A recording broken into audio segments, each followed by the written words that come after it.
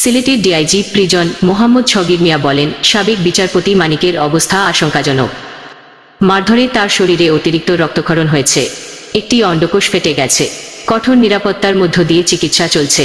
তিনি আরও বলেন, সীমান্তে আটকের সময় তিনি অসুস্থ ছিলেন, তাকে আদালতে তোলার আগেই চিকিৎসা ব্যবস্থা করার দরকার ছিল।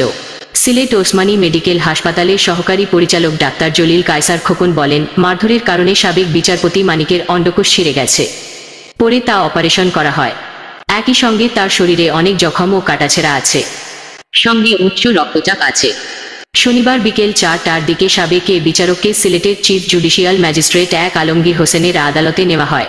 এ সময় আদালতের প্রবেশপথে তার ওপর হামলার ঘটনা ঘটে। তাকে লক্ষ্য করে নিক্ষেপ করা হয় জুতা, ডিম ও পানির বোতল। প্রত্যক্ষদর্শীদের ভাষ্য অনুযায়ী বিকেল 4টা 10 মিনিটের দিকে আদালত প্রাঙ্গণে প্রবেশের সময় বিএনপিপন্থী আইনজীবীরা ও আদালত প্রাঙ্গণে থাকা দলবদ্ধ কিছু ব্যক্তি শামসুদ্দিন চৌধুরীকে বেধড়ক কিলঘুষি মারেন। এ সময় তাকে শারীরিকভাবেও লাঞ্ছিত করা হয়। বিকাল 4:30টায় শুনানি শেষে শামসুদ্দিন মানিককে সিলেটের জুডিশিয়াল ম্যাজিস্ট্রেট এক আদালতের বিচারক আলমগীর হোসেন কারাগারে পাঠানোর আদেশ দেন। পরে সেনাবাহিনী ও পুলিশ পাহারায় সিলেট কেন্দ্রীয় কারাগারে নিয়ে যাওয়া হয়।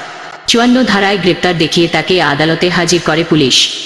আদালতে শুনানিকালে শামসুদ্দিন চৌধুরী মানিকের পক্ষে কোনো আইনজীবী ছিলেন না বলে পুলিশ জানিয়েছে।